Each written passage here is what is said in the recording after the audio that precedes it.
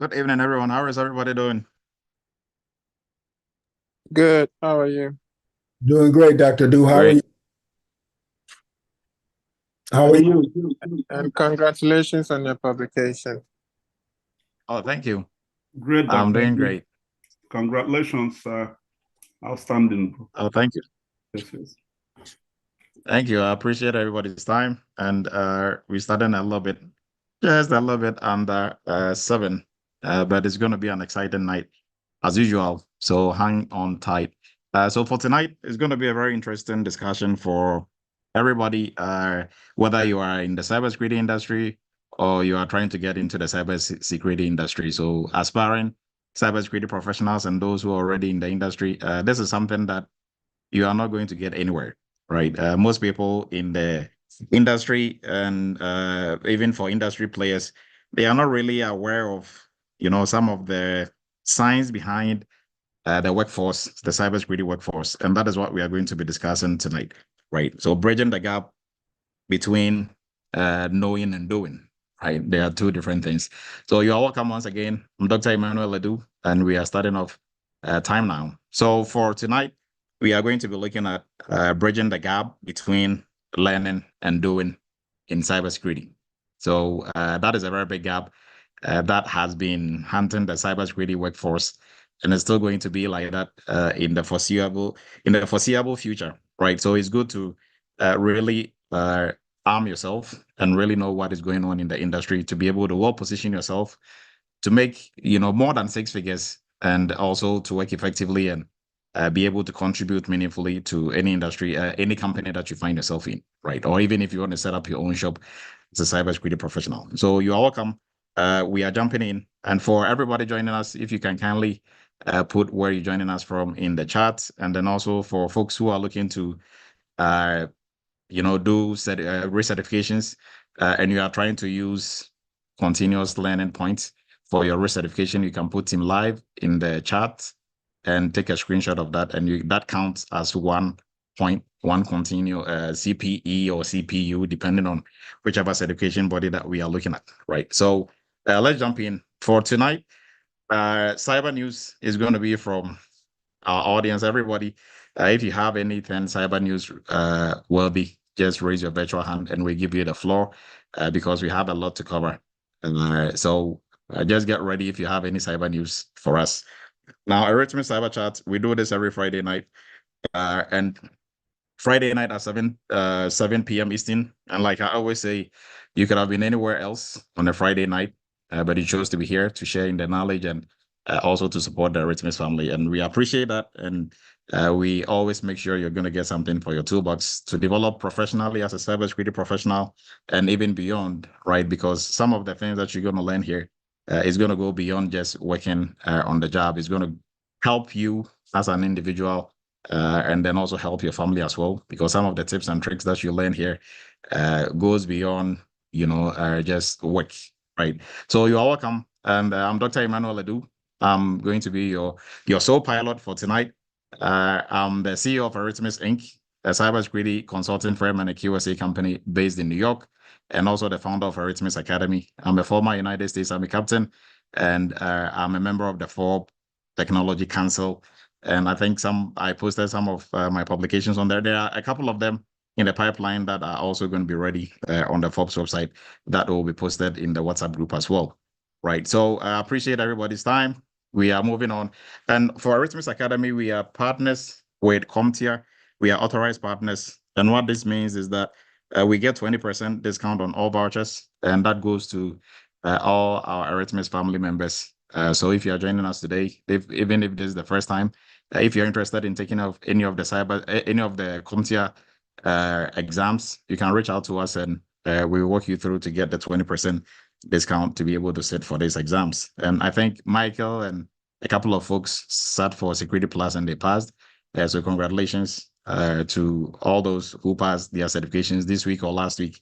A big congratulations to all of you.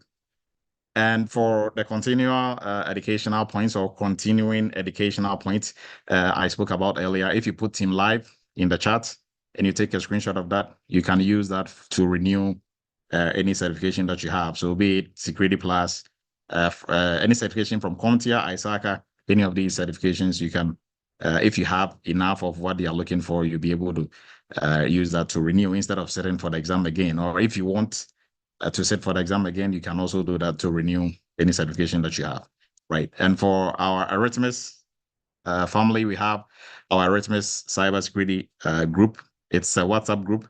I think we were almost full, but some folks dropped out. Sometimes when people change their numbers and start their numbers will drop off, and we can add more people. So send requests. We are going to post the link in there. You can request to join the group, and we are going to let you in, right? And then also for our YouTube, we are transmitting this live on YouTube. We do that every Friday night. We are transmitting live, and then when the video is ready, we are also going to post that on YouTube as well. So join our YouTube channel, subscribe, and help the channel grow. The YouTube channel is a school on its own. We can't tell you the countless number of people who reach out to us to say thank you, because the channel is helping them on the job, or they use the channel to get a job. Going through, there's been so many of them, right? They were not even students, but they just go through channel, be it from our students, class students who are coming back to talk about the experience on the job. People will use that, for their interviews, to be able to see behind the curtains what happens in the security space and talk effectively about that. Or, be it maybe CS controls that we talked about, or we treated different topics. So the YouTube channel is a whole school on its own, right? Very, very informative. So for tonight, we are going to jump straight into bridging the gap between learning and doing. Any cyber news worth noting for this week?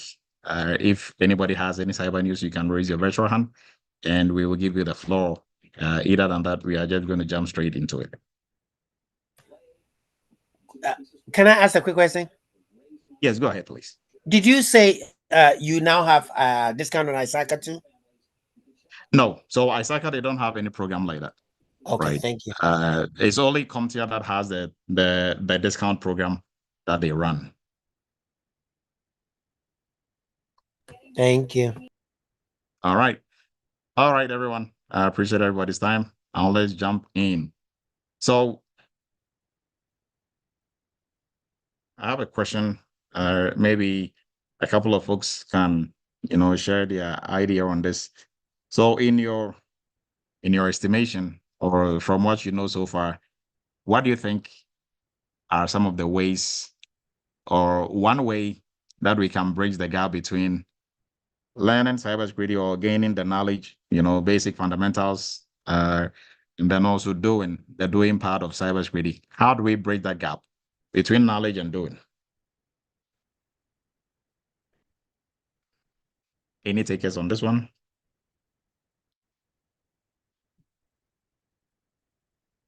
Or how do we bridge that gap? First off, how do we bridge that gap in any industry?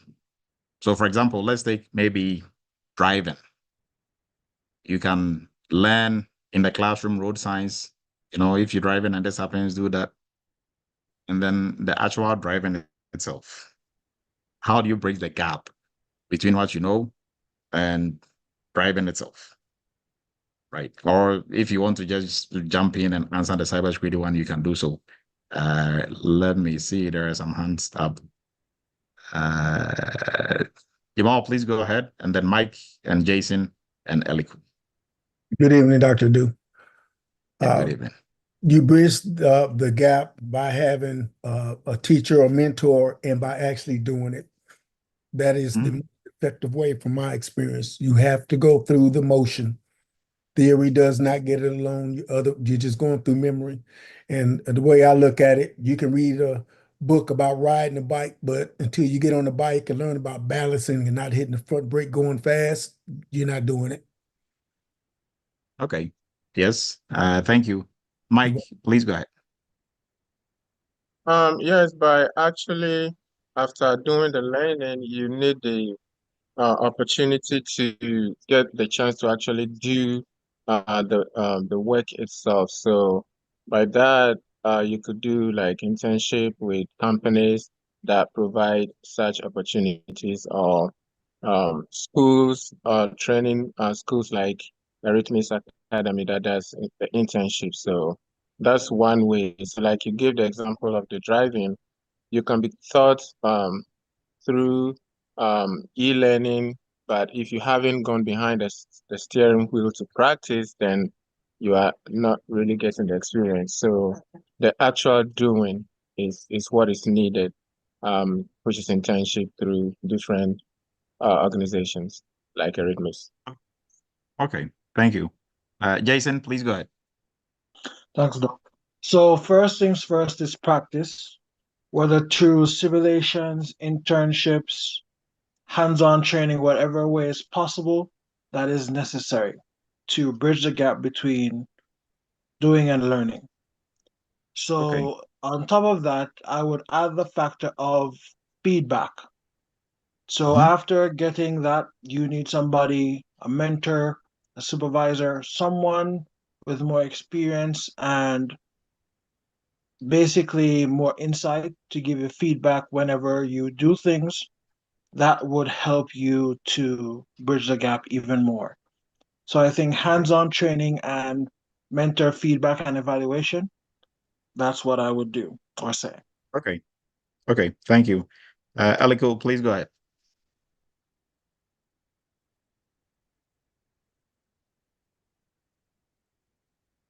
Oh, you're muted if you're trying to speak. I think you've unmuted yourself, but still audio is not coming through.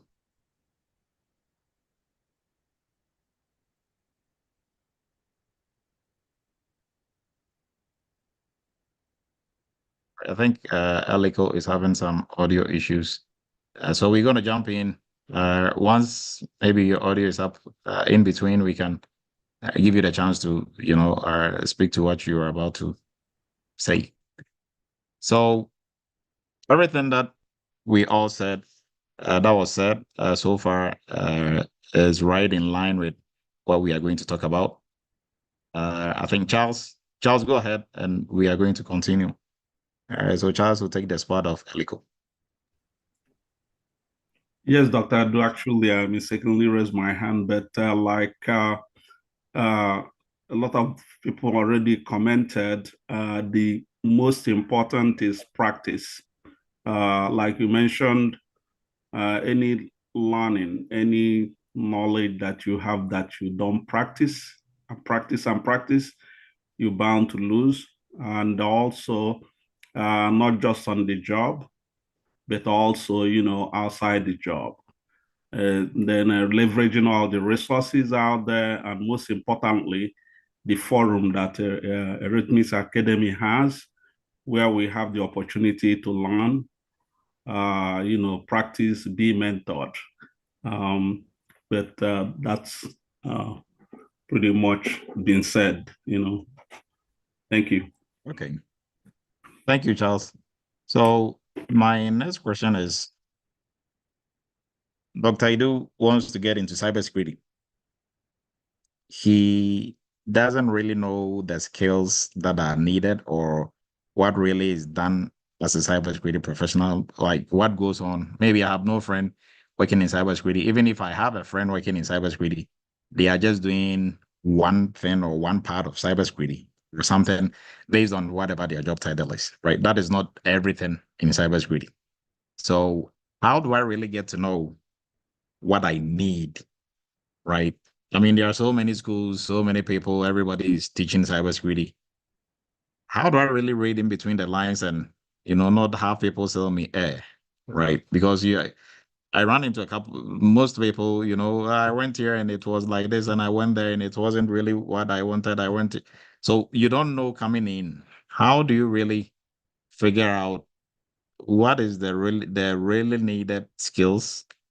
And if you are in the right place or if somebody is BSing you, how would you know, right? Because people go into some training and even if you ask questions, they are like, no, put your hands down. I mean, that is not, just pay attention to what I'm saying.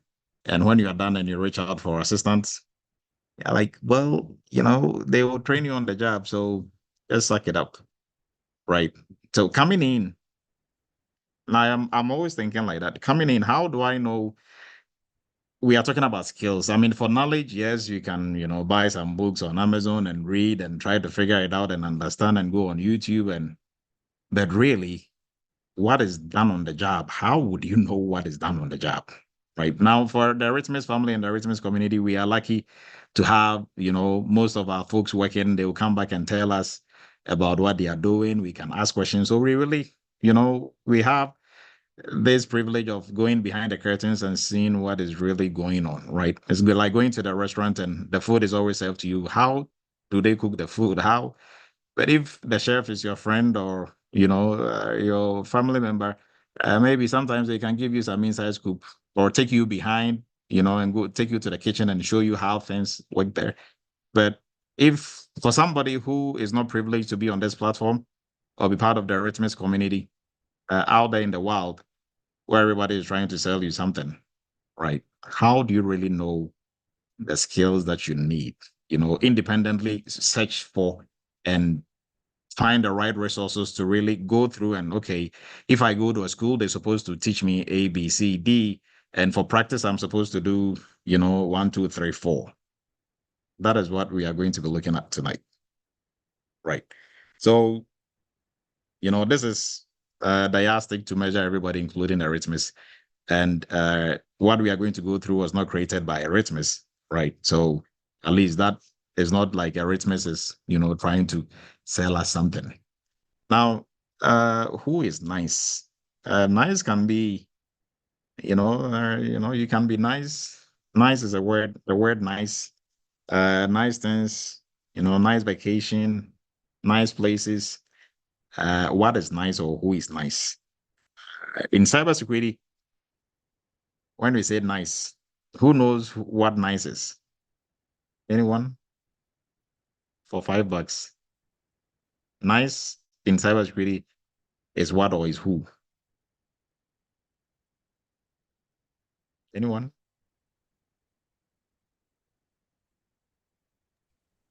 National Institute of Cybersecurity Education. Yes. So NICE is a program or is a setup under NIST that the agenda of NICE is to push cybersecurity education. Right. So how did NICE come about and why NICE? Why going through all this trouble? And NICE is the only program in the world, like the only program like this in the world, the only program pushing cybersecurity agenda, right? And they are the pay setters. They are, making a lot of a really huge contribution in the cybersecurity industry that everybody else around the world is adopting, right? So, United States is really, ahead of or taking the lead when it comes to cybersecurity because they have so many programs in place, all of which almost all of it falls under CISA, right? And CISA falls under Department of Commerce, and under CISA or Department of Commerce is where NIST came in to also do all these cybersecurity frameworks. There's a whole list of them, right? Who is CISA? Not CISA, the certification, but CISA, the government agency. Like, what is the full name for CISA? CISA is the acronym.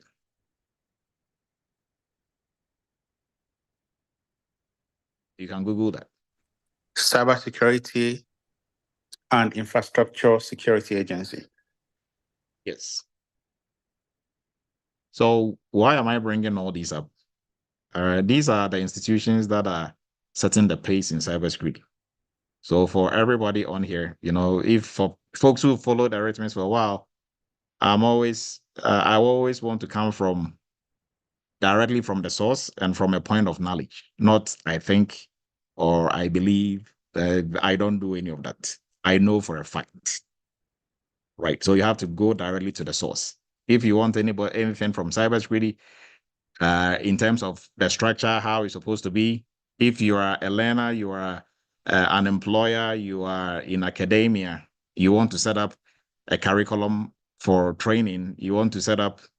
So that kind of, I'm giving you the secret to where Eretmis gets its curriculum and how our programs are structured, right? We don't just find things on Google, right? We go to the source and we go to what has been proven to work, right? So that is why I'm throwing in CISA, NICE. So for folks who are not very familiar with these government agencies, kindly dig into them, right? They have a lot of good resources for you. They have NICCE also as well, the Center for Excellence, Cybersecurity Center for Excellence, National Cybersecurity Center for Excellence, that is also there. So there's a lot of those agencies pushing different agendas when it comes to cybersecurity. But our main focus tonight is going to be on NICE.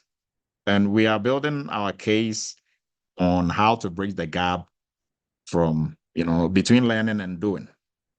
And we are starting from NICE. So if you follow keenly, you'll be able to put all the pieces together by the time we are done, right? So NICE, it stands for National Initiative for Cybersecurity Education. It's a program under NIST, right? So for most folks, when we ask you what frameworks are you familiar with, and during interviews and you say NIST, NIST is not a framework. NIST is a government institution. It's National Institute of Standards and Technology. Now, if you say NIST, NIST has a whole host of, or a whole army of frameworks that goes beyond cybersecurity. So if you want to mention a framework, mention the specific framework. Don't just say NIST, because NIST itself is not a framework, right? So NIST, under NIST is the program NICE, and the focus of NICE, or why NIST came up with NICE, is to develop, promote, and standardize the cybersecurity workforce framework. And we are going to dig into the cybersecurity workforce framework. And the goal for the cybersecurity workforce framework is to provide knowledge, skills, and abilities needed for different cybersecurity roles within an organization, right? So maybe, hopefully, everybody is catching up on how we are putting the pieces together, right? So the key, points or the key areas within NICE is to provide a common framework that will help outline the skills and the knowledge needed for each role, for all the roles that we are going to find ourselves in cybersecurity, right? And this, the government came up with this to address the growing need for lack of skilled cybersecurity workforce, right? And this is not a peculiar situation for the United States. Around the world, there is still a shortage of cybersecurity professionals, right? Not everybody saying, "Hey, I'm a cybersecurity professional," is really a cybersecurity professional or has the necessary skill sets to really pull off a cybersecurity role, right? So we are going to dig a little bit more into NICE, and before we do NICE, we are digging into the NICE framework, which is called the It was called the Cybersecurity Workforce Framework, but they switched it around and now they call it the Workforce Framework for Cybersecurity, or the NICE framework. So out of all the frameworks that we are dealing with to actually do the work, this is one of the important frameworks, because this framework is for you, not for the company or to check the company's security posture, but to check your own posture when it comes to the cybersecurity workforce, right? So why the NIST, or why the NICE framework? Why is it important? And this is kind of behind the scenes of why it all, came about. So there are a number of, in cybersecurity, it's kind of the wild, wild west now. It is, your frameworks like NICE has helped streamline it, but there's still, a lot of confusion here and there. And what do I mean by that? So one company cybersecurity analyst is doing something totally different from another company cybersecurity analyst, right? We have, I think, Dennis, one of our, students who has been working for a while now. Her company got acquired by a different company, and they had to do some restructuring. They changed her role. I think it was from information assurance analyst to information assurance specialist or something of that nature. They changed her role actually, but guess what changed? Nothing she was doing changed. She was doing the same thing, right? Somebody who is a GRC specialist in a company, what they are doing is a third-party risk analyst role. Somebody is a third-party risk analyst. What they are doing is a cybersecurity analyst job, right? So what am I trying to get at here? There's a lot of confusion. Everybody is just putting job titles on anything as they deem fit, right? By the companies. There is no streamlining, and that was even way before the NIST framework, the NICE framework was, a thing or was enacted. But still, we still have that problem, right? Now, NICE framework has helped to reduce or has helped to streamline, the roles and what they do and the knowledge and skill they need for that. But still, we have that, still going on. And there have been some funny videos and articles about how companies will post a job and say it's a cybersecurity entry-level job. And then if you go down the list of requirements, or if you go down like the list of requirements that they need for this role, they will say 5 years of experience for an entry-level job. Like, do they even understand the meaning of entry-level? Right. So it seems like everybody is doing whatever they want, right? There's no regulation or there is nothing to really guide what we were doing. Now, that was why the government brought up the NICE framework. So the intent of it was to guide employees, was to guide academia, was to guide learners. And, not just on the employment side that has the confusion. On the academia side, it's still the same thing, right? Now we have all sort of cybersecurity courses, all sort of cybersecurity degree programs. Some people are even doing MBA with specialty in cybersecurity. Like, how did that come about, right? But it seems these schools, they're also in for the money. And now cybersecurity is the buzzword, so everybody's throwing cybersecurity around. We're offering cybersecurity training. You look at their curriculum and what is on there is literally a joke. Yeah, like really? But who is regulating that, actually? So if you go through such a program, you'll be done and you still don't have what it takes to really pull off any cybersecurity role, right? And that, is for, I'm not even talking about boot camps. I'm talking about, master's programs, cybersecurity degree programs. All these schools, they are doing their own things, right? They are all doing, some people will say, hey, we are teaching you cybersecurity, and all they are teaching you is they are just focusing on ethical hacking. But they should tell you, hey, we are just focusing on this area of cybersecurity, right? But even before that, with no foundation, they should give you a solid foundation before they jump you into ethical hacking or some specific area of cybersecurity, right? But and for folks getting into it, they don't know any better. They don't know what they don't know. So, it's a degree from this, good school. So, but all the good schools, they don't mean bad, but it's a wild, wild west now in cybersecurity, country. So everybody is doing the best they can because there's the industry. Before we realized, corporate was like, and government was like, hey, we need cybersecurity professionals from academia, or, academia is supposed to be producing these professionals, and there were none, right? So everybody is still, trying to produce as many as possible. But the problem is the quality and who is regulating what is being taught and what is really needed. So that is all the reason for the NICE framework. So this, as we are going through this, it is going to help us to really get a very clear understanding of how to position ourselves as security professionals, whether in the industry working or, trying to get into the industry. So because of the lack of consistency in the way cybersecurity is defined, in job descriptions, in job titles, that is the reason why. And then also now it becomes a bit harder for universities, boot camps, and colleges to prepare students for their first cybersecurity role. Because if you think you are training somebody for security analyst, whatever curriculum that you have. Where if you look at some job descriptions for security analysts, they are totally different from what you are teaching, right? So that is why you have to go through a training that really takes you through a very solid cybersecurity foundation and then build you off into other areas of cybersecurity, right? Like the program that Eretmis runs for entry level, for the GRC internship, and even for our specialty courses, same thing.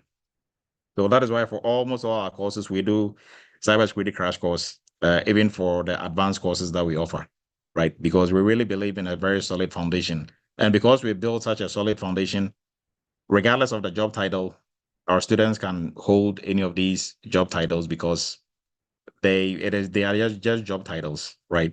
We really have to look at the job description. And for most of the job description that you're going to find, 80% of the jobs or 80% of the items on there, you should be able to pull it off if you go through any of our training, right? So now, because of all that confusion, there is loss of time.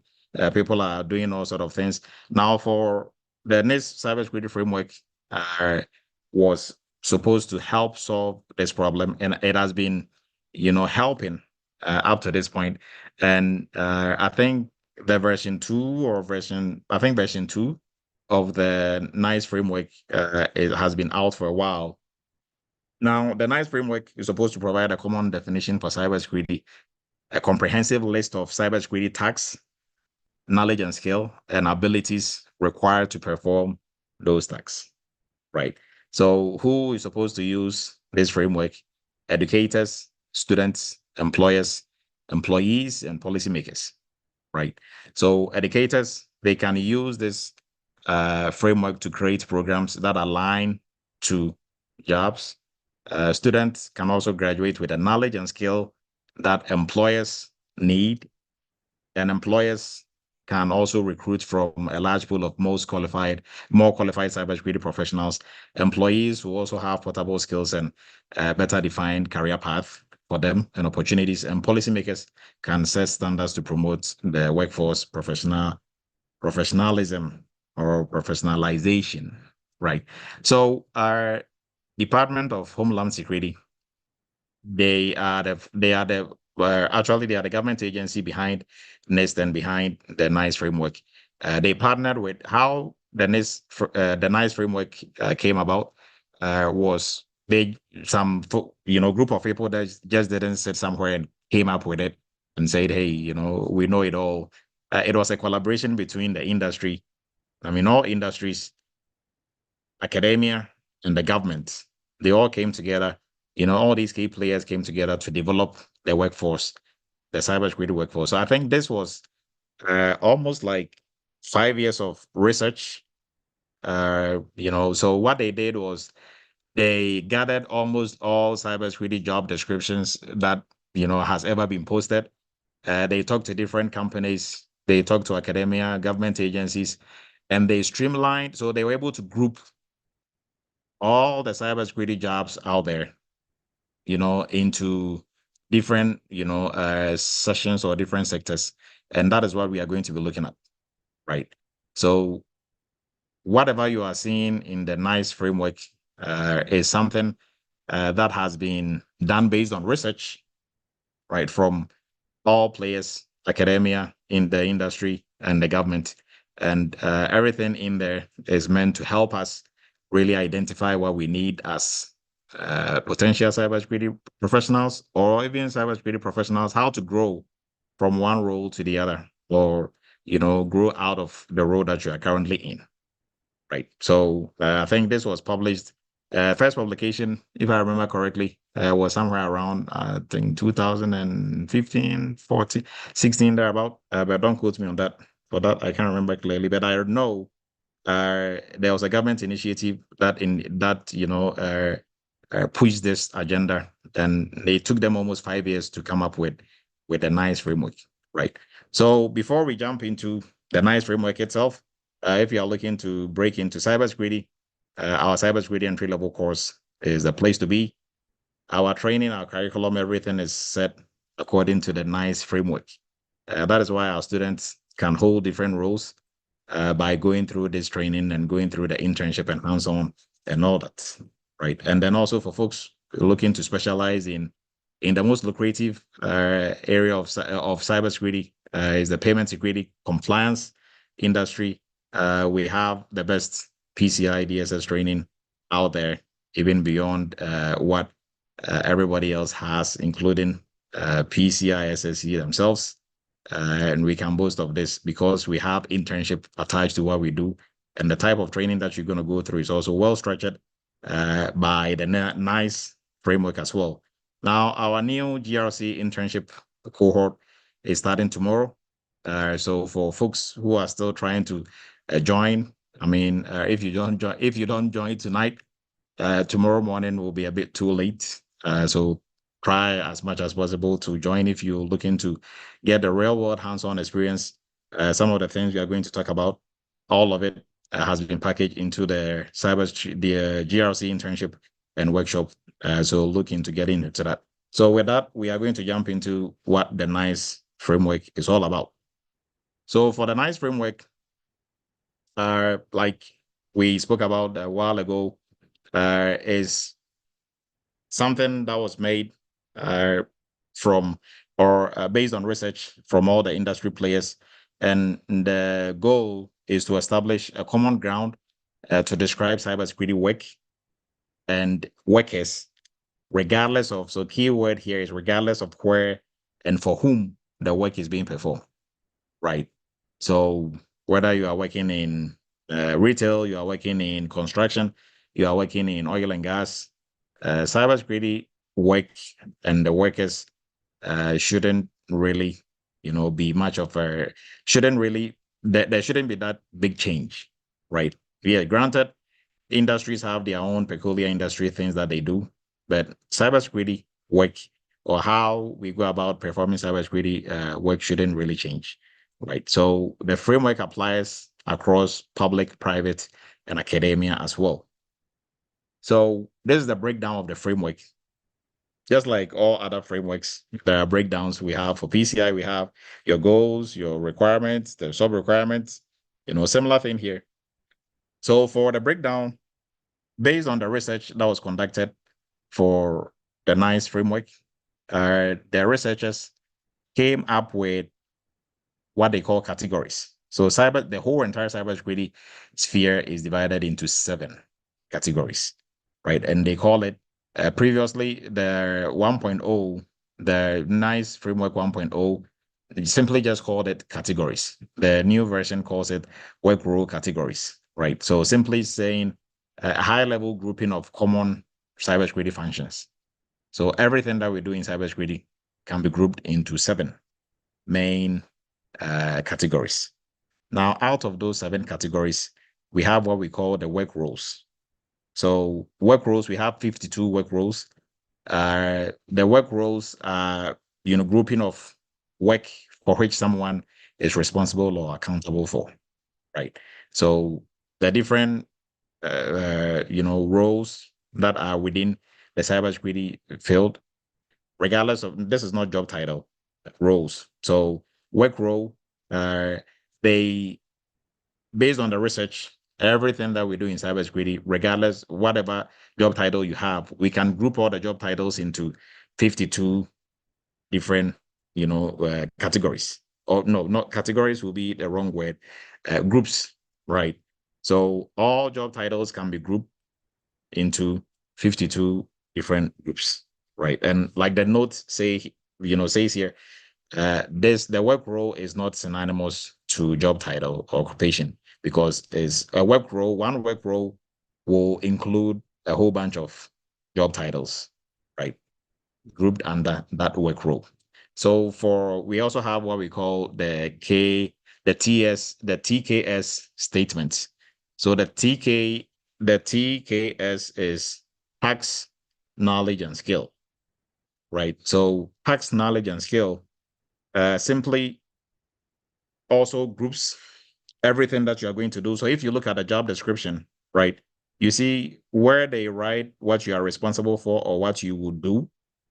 That list is the tax that you are going to execute in that specific job title, right? So if they say you would develop and maintain a robust cybersecurity program, or develop and maintain policies. That is a task that you are going to accomplish, right? Now, the knowledge and skill is the knowledge and skill needed to pull off that task or to accomplish that task. We are going to dig more into that. So your TKS statement, we have 2,200 plus, of those. So based on the research, they came up with over 2,000 plus, right? And these are a set of the building blocks that describes the work to be done in the form of tasks, and what is required to perform the task is your knowledge and skill, right? So to bridge the gap between knowing and doing, we are gradually getting there, right? So we have to know what task has to be performed, not necessarily focusing on job title. So what task has to be performed, and what knowledge and skill do I need to perform that task, right? So having the knowledge, yes, you can have the knowledge, but even the knowledge shouldn't be in vacuum. It should be in context, right? So if you want to break into cybersecurity, you're not just learning anything that you see with cybersecurity tag on it. You are going to be just going down a rabbit hole, right? So the knowledge that you want should be tied to a specific task, which should also be tied to a specific work role, and which also falls under the 7 categories, right? Now we have competency areas, and the competency areas, based on the research, we have 11. And these competency areas, they used to be called specialty areas, right? So these competency areas is clusters of related knowledge and skill statements that correlate with one's capability to perform a task, right? So a bunch of knowledge and skill has been like different groups of knowledge and skills needed is what we call the competency areas. They've been, categorized into, or they've been grouped. I don't want to use categories because categories is also a word that is being used for your work role categorization, right? So hopefully, gradually, if you are following this, it will start to make sense gradually, right? Now, this is a breakdown of the workforce, of the NICE workforce framework, right? So for the 7, based on the research that they did for this framework, everything that we do in cybersecurity can be categorized into oversight and governance, or design and develop, implementation and operation, protection and defense, investigation, cyberspace, intelligence, and cyberspace efforts, right? Everything that everybody is doing in cybersecurity, the whole of cybersecurity, regardless of whatever you are doing, everything can be grouped under these 7 main categories.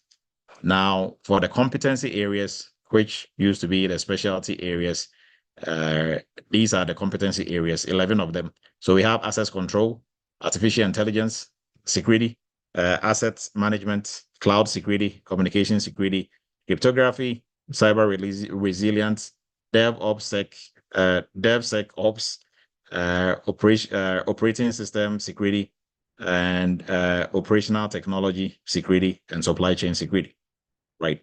Now, after that, we will jump into the 2,000 plus tax knowledge and skill statements, right? So your tax and the knowledge and skill that goes with executing that tax. So hopefully everybody is following what we are doing. So for the categorization, like the categories, the 7 main categories, we can place our specialty areas in the little, but like in these baskets, right? We are not going to go through each single one of them, but under all these categories, we have different the 52 work roles that we talked about. They can be grouped under these different categories. So under the 7 categories, for example, if we take oversight and governance, we have technology program auditing, technology portfolio management, system security management, security control assessment. So all these are work roles And remember, the work roles are not job titles. The work roles cover a group of job titles, right? So we can have job titles within privacy compliance. There can be different, a whole variety of job titles that is pushing for privacy compliance. There can be different job titles for executive cybersecurity leadership. You can be CISA, you can be CSO, even CFO, and all those can all fall under the executive cybersecurity leadership, right? So hopefully everybody understands this. So the work roles are not job titles, but they are a broader categorization or a broader group of job titles, right? So we can place so many job titles under, one of these work roles, right? So for protection and defense, then we have incident response. For incident response, there can be different job titles under that work role as well. So that goes for every single one of these, right?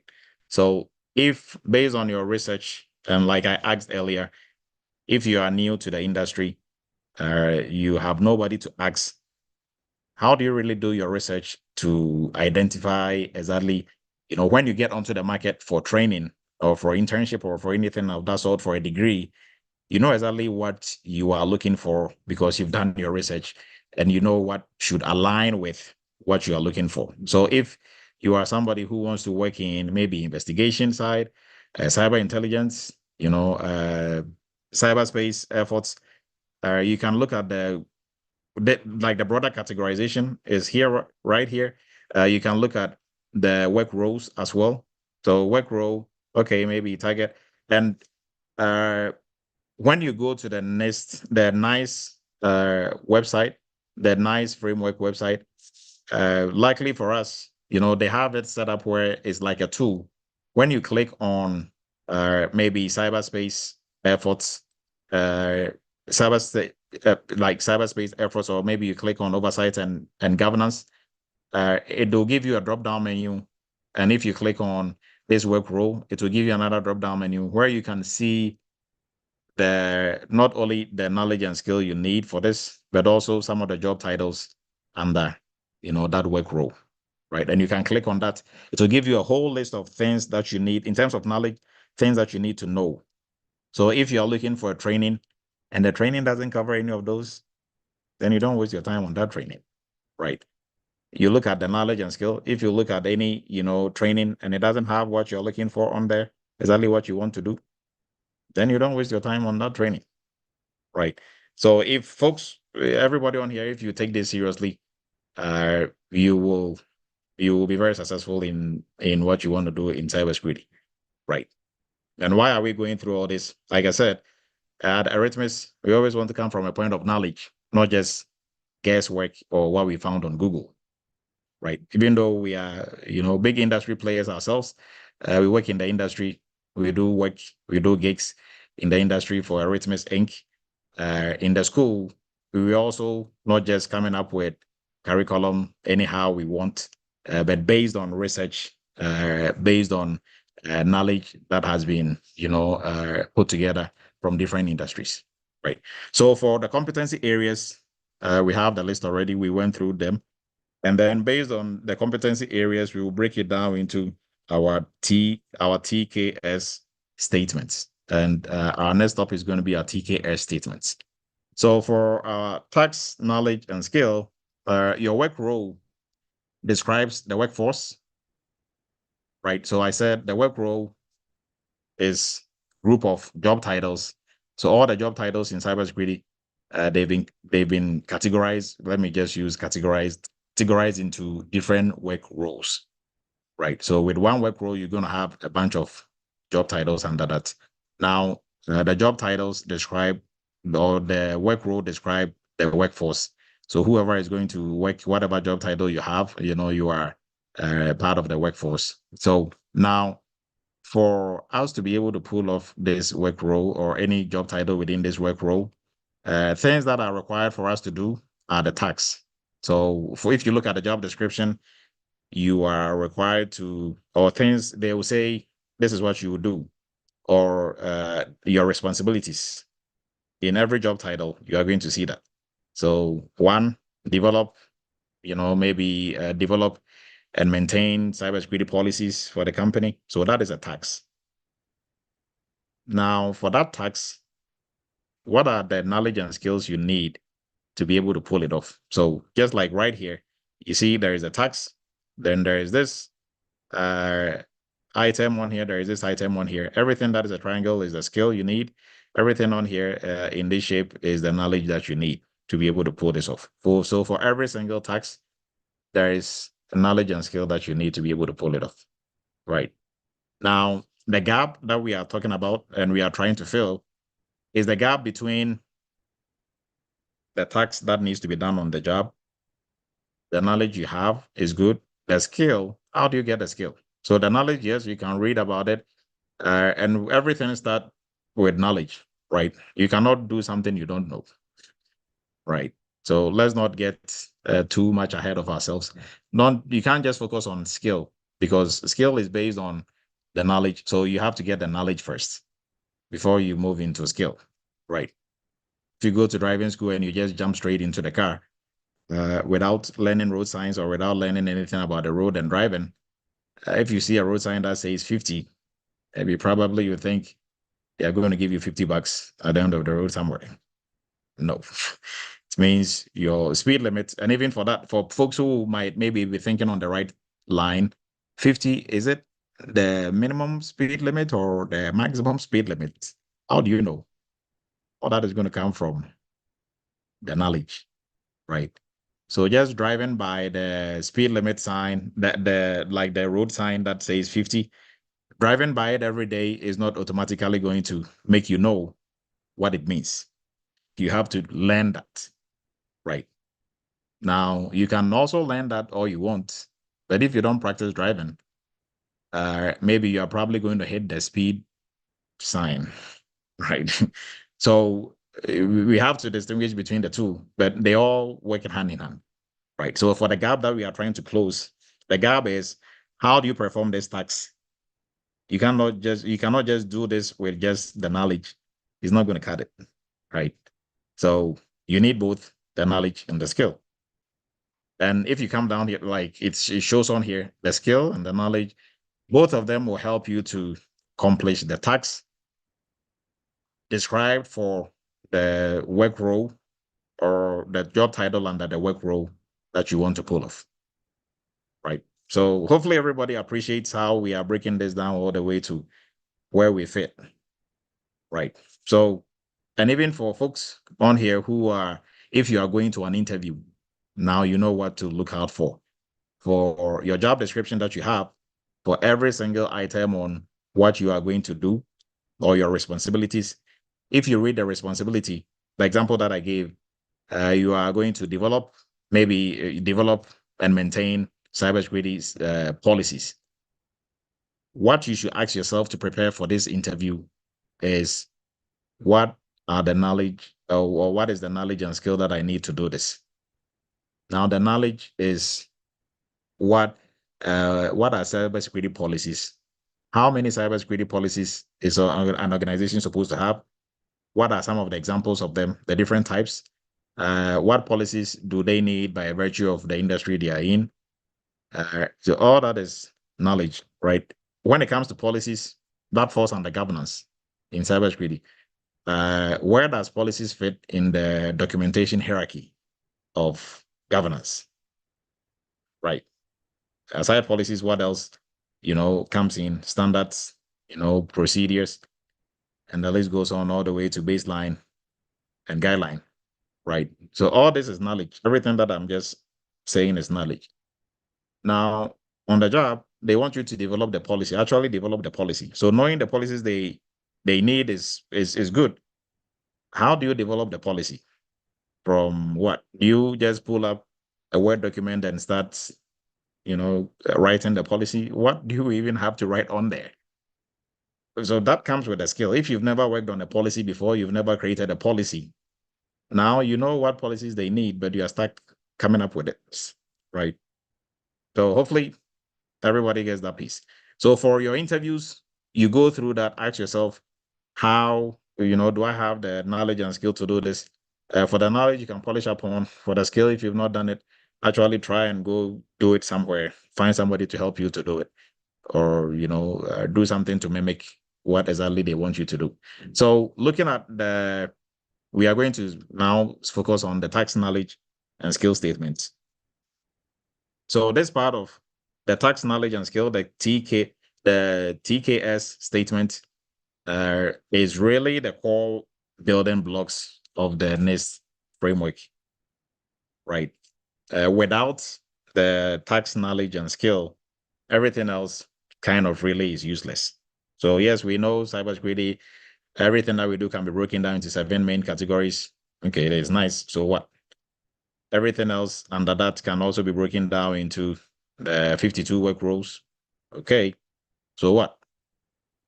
We have to break it all the way down to the tax and knowledge we need to pull off the tax, the skills and knowledge we need to pull off the tax that we have to do for that specific work role, right? So for tax, what is the definition of tax? What do we really mean by tax? So that is what you are actually going to be doing, that you are required to do.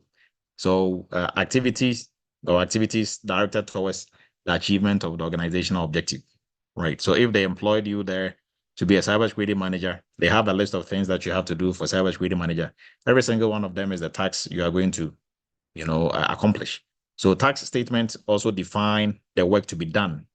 So your tax is the work to be done, which include the associated knowledge and skill statement that represent the learner's potential to perform those tasks.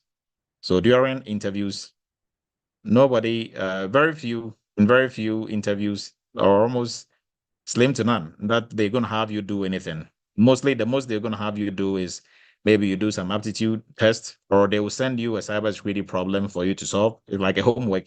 You solve that, you send it to them, or if it is in-person interview, they'll give it to you for you to solve it right there, right? So maybe they can give you a network diagram and say, okay, what is wrong with this? Or give you a statement. This is maybe a risk statement, something of that nature. Come up with a risk report, a very simple, maybe 2, 3, 4 lines.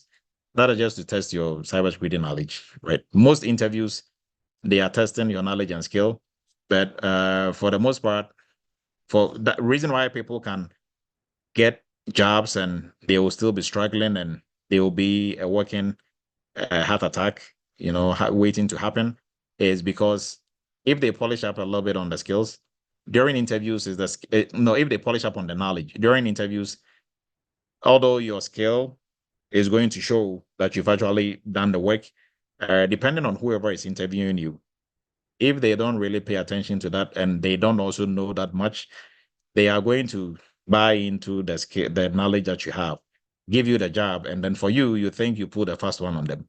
But on the job, now you are the one who is having the high blood pressure. They are paying you 120, 150 just to give you high blood pressure because you didn't take the time to develop the skill.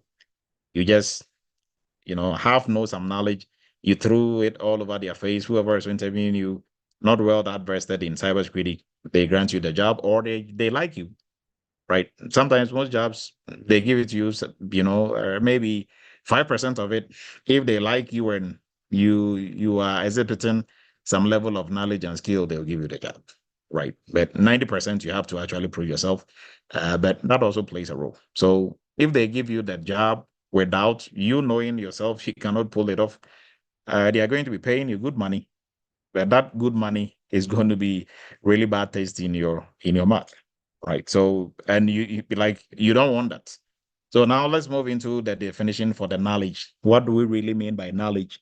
So being able to retrieve a set of concepts within memory, right? So I hear some folks say, well, all you have to do is just understand this. They will train you on the job. Nobody is going to babysit you on the job. And if you look at this definition for knowledge, is retrievable set of concepts within memory. So if you really have very little of these concepts in memory, I don't think any employer is going to help put this back in your memory. So it is your duty as a security professional to make sure you are always polishing up on your skills. That is learning continuously learning, attending programs like Cyber Chat, right, on regular basis, being in conversations, being on platforms that are always talking about security. It's a language that you have to learn and continuously speaking, right? Because if you cannot retreat set of concepts, from memory, then it's going to show during meetings, during other encounters with other cybersecurity professionals that you really don't know what you're about, right? I've seen it most often. People who have gone through the interview process, they've been working for 5-6 months, and they will pull them back in and do a re-interview because they've shown to almost everybody that they really don't know what they're about and they were a bad pick for that role, right? So the knowledge statement defines what you should know as a learner. Now we move into the skill. So for the skill, it says is the capacity to perform an observable action. So this is what the learner is able to do. So the skill is the doing portion. So the knowledge is the knowing portion. The skill is the doing. So now we are looking at bridging the gap between knowing and doing, right? And, when we asked the question, when we were starting, most folks were asking about, okay, do some real world or hands-on practice. But if you're new and starting this whole journey, how do you really know, the skills, where to get these practice from, right? You talk to some people and you are trying to point them in the right direction, because I do a lot of cybersecurity counseling as well. And they are like, no, I think I know these basics I know already. And okay, so what have you done in terms of cybersecurity? Like, what skills do you have? Oh yeah, I can use Kali Linux. I can do scans. Okay. Doing a scan is not doing a cybersecurity job, right? Yes, it's in some extent. There are some folks who just do scans. But for using the scan tool, anybody can click on it and wait for the scan to be done and give you the report. How do you interpret the report? How do you come up with a remediation strategy for the report? That is the actual cybersecurity job. For the tools, like, yeah, I can use Zoom. Yeah, everybody on here just clicked on Zoom, and once you are allowed into the meeting, you just sit there and listen. You don't do much with it, just knowing where to go to log in, and that is it. So if you are doing a scan, you just click on, sit for 5 hours, 6 hours, scan is done, generate a report. That is it. So if you've done that a couple of times and you think you know how to do cybersecurity job, you have the skills to do it, so you don't want to listen to anything else, and then you are in for a treat, right? So the doing of it, performing an observable skill, mostly this, you are not going to do this during interviews, but if you've done it in real life, it is going to show in your delivery during interviews, right? It's like, even if whoever is interviewing you is not well vested in cybersecurity, but they really pay attention, you will know. But if you go to the hospital and you went to a doctor for maybe your physicals, for whatever, and they came up with the results, and you're asking them questions about this and that, if they know their stuff, you will know. You don't have to be a medical doctor yourself to know if they are BSN or they really know their stuff, right? That is how and why sometimes they'll tell you something and you're like, I want a second opinion. And I've done a couple of that. I remember, like, when I was in the army, I had athletic hernia or something of that sort. I went to our doctor, for a battalion. Yeah, you are fine. You are fine. No, I'm not fine. I know I'm not fine. So I'm like, no, I want a second opinion. Went to second opinion, and the junior doctor over there was like, okay, you know how they do hernia? They'll put their hand on their cough. That guy did it. I didn't even cough, and I'm like, yes. And that guy was like, no, we don't even have to do the scan. Yeah, you have athletic hernia on this side. Like, yeah, that other doctor was just there saying, yeah, you good, you good. I know he was BSN. but I wasn't a medical doctor. I don't have to be a medical doctor to know, right? Same thing. If you go to interviews and you are BSN, because you know some knowledge and you want to put a spin on it, it is going to be obvious, right? So where do you get the skills? And what do you need for the skills, right? Now, luckily for us, for the framework, for the NICE framework, if you go to their website for the skill, when you pull it up, it gives you a list of everything you need for the skill, right? So whatever training that you are getting yourself into, or whatever, internship like the one we offer that you are getting yourself into for the specific job role that you want to, hold, or that you want to, if you want to have any, job title that falls under any of those broader category for job roles, you can just, scale it down all the way to the tax and the knowledge and skill. And for the skills portion, you can identify the skills that are needed, right?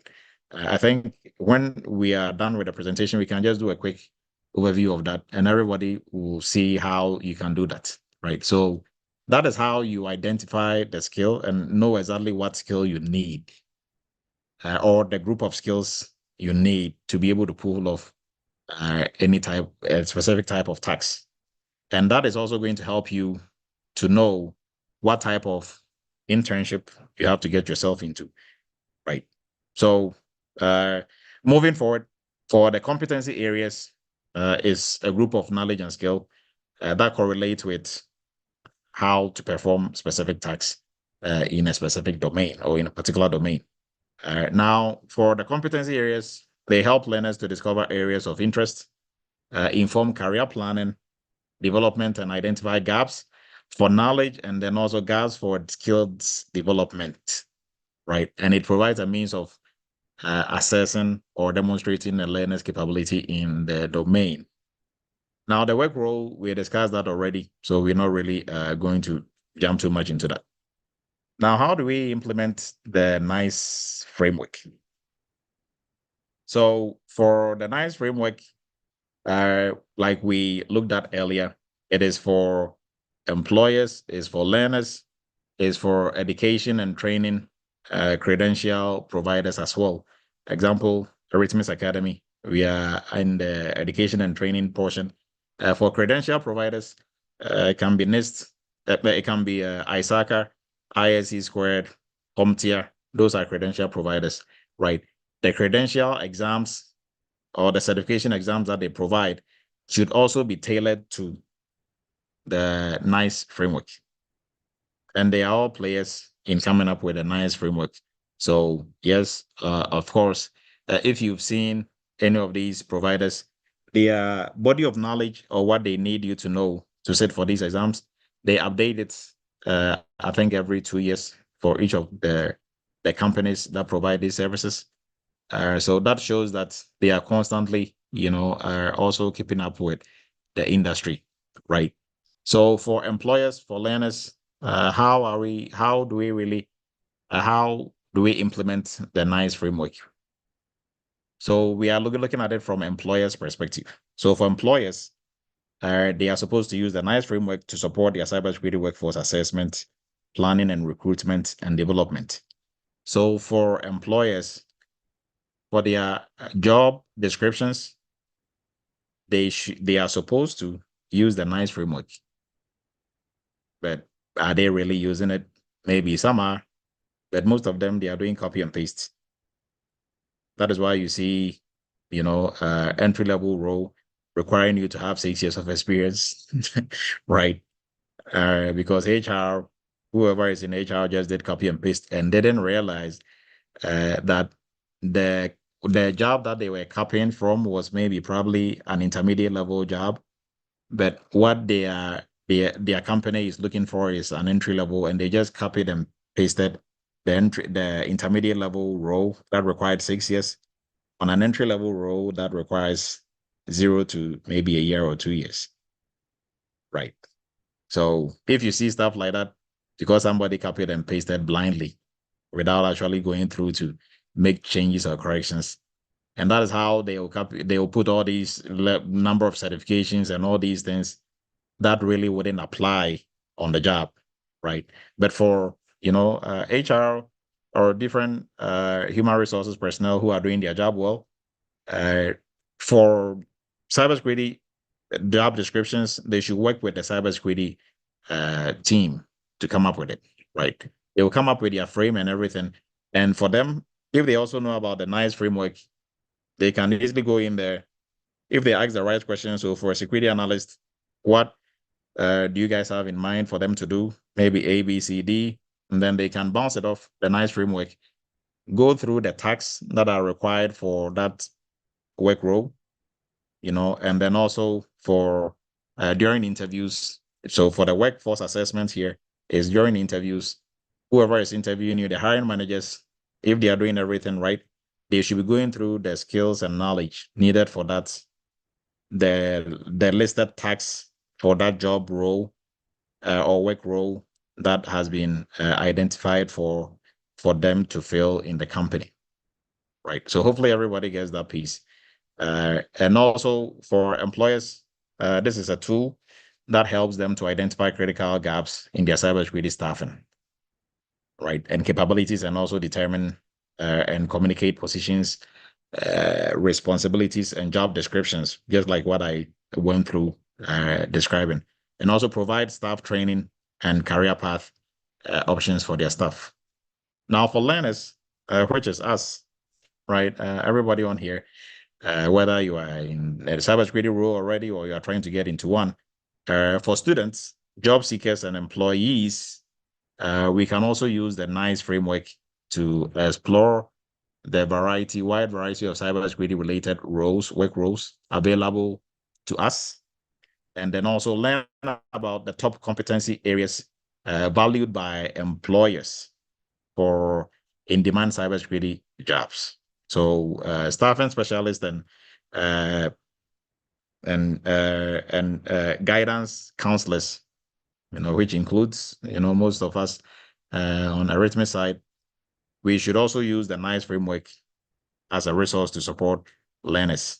So for folks, if you talk to Dr. Edu and pointing you in a certain direction, it's not just because Dr. Edu is trying to sell you a course or trying to sell you something. I mean, far from that, most folks on here, you know that for a fact, right? I'll tell you exactly as it is based on personal knowledge of what really will help you, right? But the ultimate decision is on you as the learner or on you as the cybersecurity professional to maybe go left or right. A guidance counselor is supposed to only guide you and give you the right information, which we always do in Eretmis. So for learners, this is how you'll be able to use the NICE framework. And lastly, for education, training, and credential providers, we can also use the NICE framework to create learning content.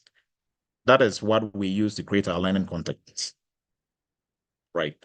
And so we are giving you the secret to how we come up with our curriculum. This is the secret. Now, we also align for what we do, we align the NICE framework and for us to be able to give you exactly what employers are looking for on the job, right? So this will help. This really has helped us, and we've done this experiment. Now it's not an experiment anymore. It's something that we know for a fact. Folks who go through the entry level, who go through PCI, who go through their internships for PCI and entry level, the GRC internship, they acquire the knowledge and skill that is really needed on the job on the blue side of cybersecurity.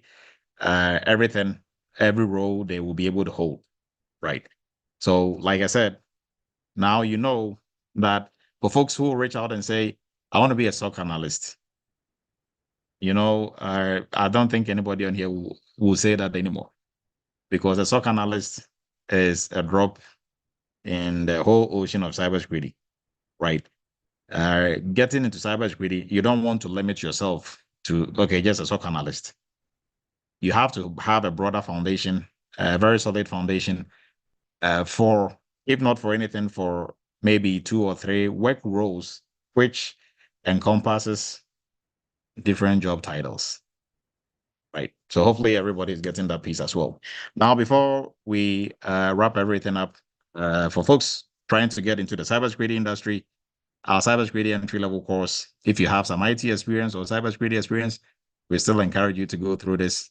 Very informative, very educational. It's going to give you the knowledge and skill that we've been talking about to be able to perform different tasks. And internship is also going to, put you through the different tasks within different uh, projects for you to really polish up on the skills needed to pull off those tasks. And for folks looking to specialize in cybersecurity, our PCI DSS payment security compliance training is the way to go.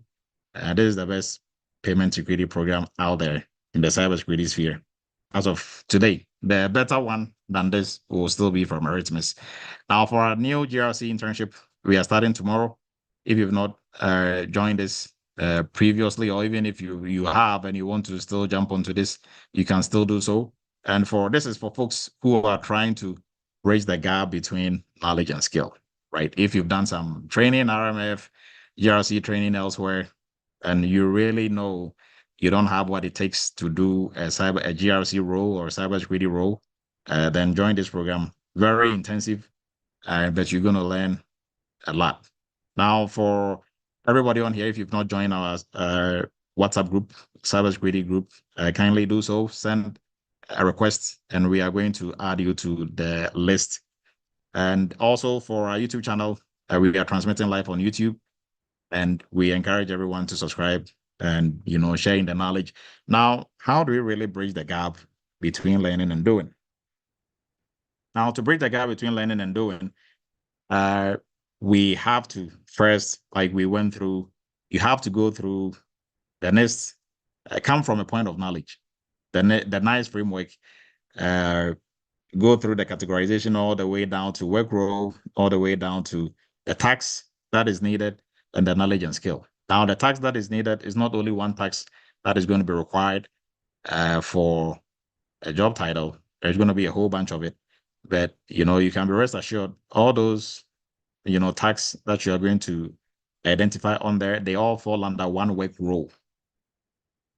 So for that specific work role, if you go by the list of the knowledge and skill that is needed, you should be able to pull that off, right? So identifying the right training that will give you the real world hands-on training. That will also give you some hands-on simulation, real world scenarios, and also mentorship. Like I think, was it Jamal or who talked about mentorship? And then also this training should align with what the industry is looking for, what employers are looking for. It's not just going to be theoretical, but it should also have some practical doing portion of it. Now, we are going to look at some of the key approaches, practical approaches that we can use to break the gap. So pursue real-world projects in cybersecurity. So it can be freelance work. You can be doing freelance work for small companies, small businesses, right? To practice, and all that you are doing, you are practicing. So something as simple as, hey, I can create, cybersecurity policies for you or procedures for you. I can create SOPs, and other stuff for companies. You can do that as well. Now, internship, like the one that we offer, our GRC internship, you gain that exposure to actual cybersecurity projects, right? Now, other internships for different companies that you're going to go through, you have to really dig a little bit into it before you get there, and they just have you sit on the lines and watch other people work, and you're going to do that for 3 months and still not be able to get your hands dirty doing anything, right? Or they're just going to have you do what they don't want to do. So if they have to fill in some Excel sheet to put some input, they're going to have you do that, and then whilst they do the real work, you don't want to find yourself in a position like that, right? So find yourself, if you want to do internship elsewhere, do internships that is going to bombard you with a lot of projects, right? Now, for the internship that we offer, for the GRC internship, and we also offer internship for other trainings that we have, for the GRC internship that is starting tomorrow, we are going to talk briefly about that. But our focus, we do reoccurring projects for 2 companies, right? So very intensive. You just hit the ground running. We'll go through governance, risks, and then compliance area as well, and beyond. Develop awareness training, incident response, and all that. So we talk a little bit more about that as we move on. Now you can also do volunteer work, right? So if you are done with cybersecurity degree, a boot camp, whilst you are waiting to get an opportunity, and maybe if you don't want to get onto Eretmis GRC internship because that is not free, you're still going to pay for it because we guide you through. Somebody asked, I mean, if it's internship, why are we paying? Oh, because we show you how to do the work and we guide you through those projects the whole entire time. And 2, we do coaching and mentorship as well, and we help with job placement, help you structure your resume and all that, and eventually find a job, right? So you can do volunteer work. You can volunteer to work for some nonprofits or small companies for free, working on different cybersecurity projects, right? Now, also same thing, make sure there's somebody there who is already a cybersecurity professional who can assist and guide you, because if you are the only cybersecurity professional there and you don't know what to do and you're working for free, anything that you do for them is okay, right? But are you really doing the right thing, right? And that is one thing that our interns also get from us. We have the resources. We have folks within the Eretmis family who've gone through this and have been working for a while, who will serve as mentors and guide also as well. So that is also something that we have on everybody else. Now, develop industry relevant skills. So skills, this is not limited to just what is on here. Incident response skills, compliance, risk management skills, threat hunting skills, and the list goes on, right? Now, these industry relevant skills, these are general or from a broader perspective, right? The specific skills you can get from the NICE framework, right? So that is also one of the key approaches to bridging the gap. Now, master the tools of the trade. So for everyone who wants to get into cybersecurity, the tools, like I said, they help with the work, but it's not everything. The tools are not necessarily going to do the work for you. You are going to be the one using the tools, but you have to know really your cybersecurity knowledge and skill. Because tools, if you don't know your knowledge and skill, the tools will become useless. If you just know the tools without having the knowledge and skill to do the work, the tools are literally useless. Because you do an access scan, and even for the IP addresses that you are putting in it to scan, if your knowledge of networking is non-existent, right? Once the scan is done, how do you interpret it? How do you identify vulnerabilities? All that is going to be done for you in the tool. But yes, these are the vulnerabilities. So what? What do we do with it? Right? How do you prioritize it? How do you come up with remediation strategies? Whom are you going to work with on this to make sure all the vulnerabilities are taken care of? All that will be based on your knowledge and skill. Now, that is not to say you're not supposed to know any tool. So familiarize yourself with SIM tools, vulnerability scan tools. So these are the general broad categorization of tools. SOAR tools, and for this, for folks who are in our entry-level course, for Module 5, you go through setting up your own cybersecurity lab and you work with most of these tools, right? So you really familiarize yourself with these tools, playing around with it, and making sure. And then also even for the programming side, for the entry-level students, you do Bash. You go through and practice with Bash. Just introductory portion of Bash, right? Not to make you a Bash expert, but at least you know how to move around in a Linux environment, right? So next is to look into certification programs. Now, caveat to this is some people find easy way out when it comes to certifications. They will just get test questions from their friends. We call it dump questions. They'll get dumps, memorize it, and go past Security Plus, CISA. They're like, yeah, I passed it. So they talk to you, and the first thing is that I have all these certifications. Ask them a simple cybersecurity question. you're going to be all over the place. And then they'll hide behind, oh, yeah, I don't have the working experience. You don't need a working experience to tell me why port 23 is vulnerable. You don't need a working experience to tell me that. That is from knowledge, right?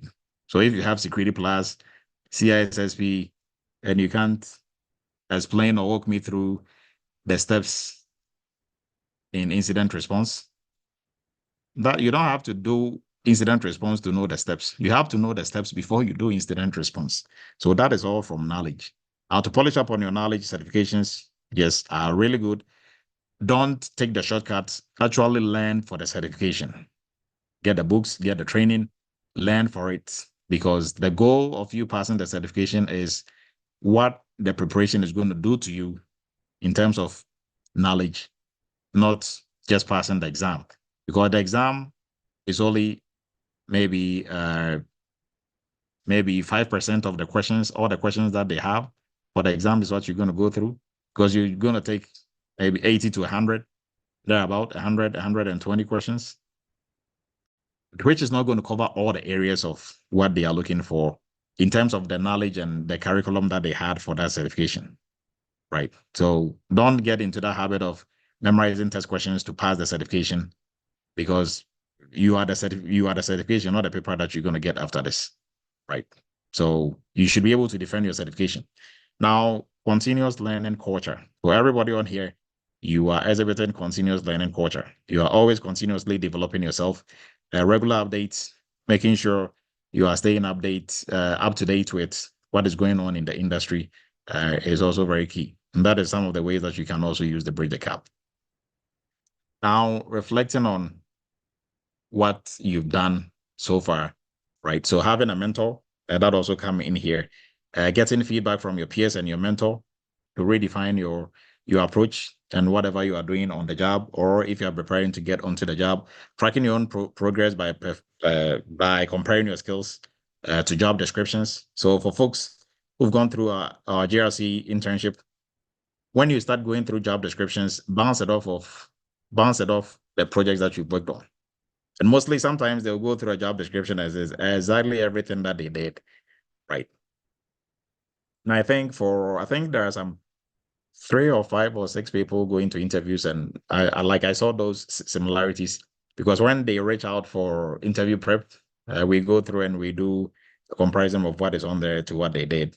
And most of the times it's almost the same thing, right? So constantly updating your knowledge as well. We talked about that already. So for the Eretmis GRC internship, just a brief overview of it and how it relates to, and before I even get into that, I think for some of the key approaches, what we missed out was soft skills.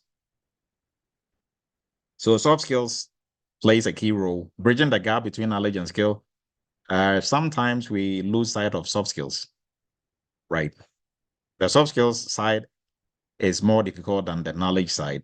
It's more difficult than the technical side when it comes to bridging the gap between knowledge and skill, right? Because soft skills really in practice is kind of subjective.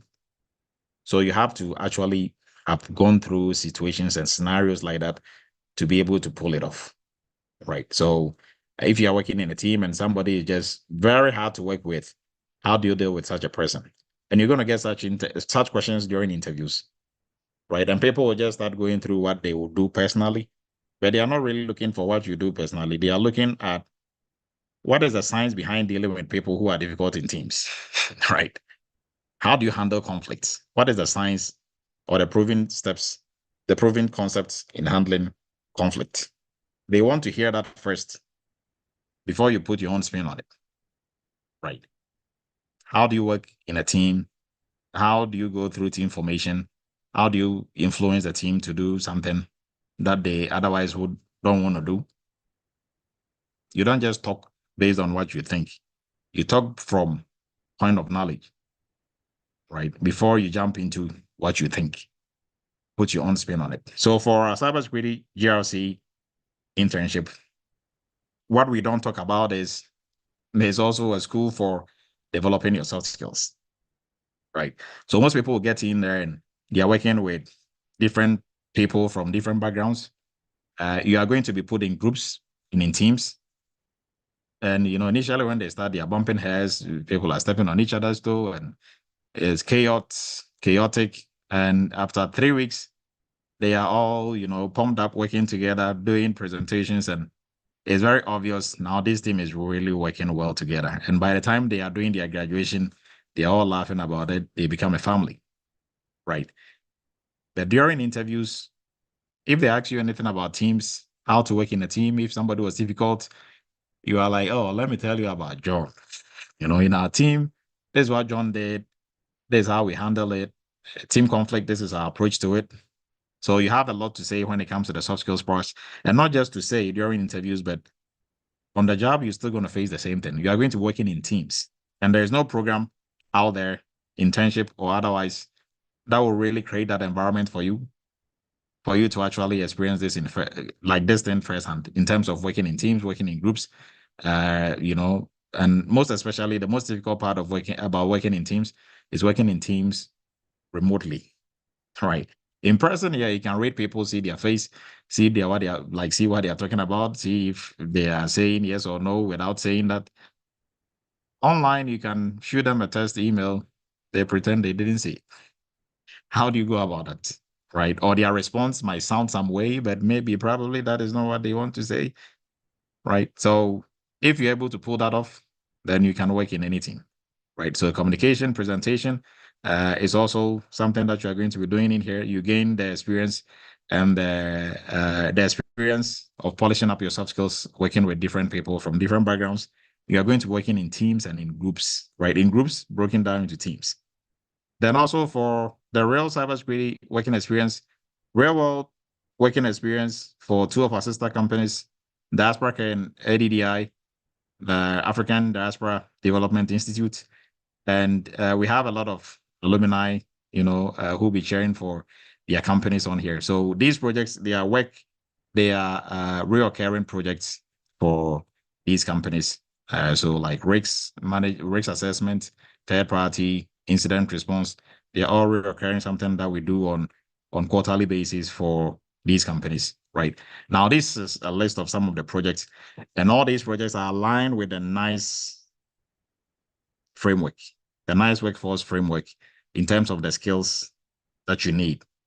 Now, for the knowledge piece, this is for students who are coming into this with some knowledge already. Now, for folks who want to join this with no cybersecurity background or knowledge, we encourage you to go through cybersecurity entry level first, which also includes the internship, right? But for folks who've done some training elsewhere, we assume you are, 100% on the knowledge, or maybe 80 to 100% on the knowledge before you jump into this. Because if you look at the breakdown, when we come to tax, we are looking at the skills and the knowledge. So you have the knowledge, or you should have the knowledge already before jumping into this, right? So because we are focusing on the skill, we are here to do. So although we try to polish up on the knowledge part a little bit, because for every project we go beyond just doing. Before we do, we give you the science behind it, why we do it, how it's done. We show you how to do it, the tool you need to do it. And if we are using the framework we are using to do it, and then you and your team will go work on it, right? So the projects that we work on, we're performing audits, cybersecurity audits on assessing the security posture of the companies you are working for using the cybersecurity framework, CIS controls version 8.1, ISO 2701. Then we also jump into governance. Governance is actually the first project we do now. So for governance, we work on policies, procedures, review. We do a review and development of policies and procedures. So how do we know the policy is current? How do we know which policies you need for your company, right? We go through all that as well. And then for gap analysis, for your policies, you're going to be doing gap analysis. For your audits that you're going to be doing, anything that we identify as a gap or they failed to meet will be a gap. We come up with remediation strategies for that.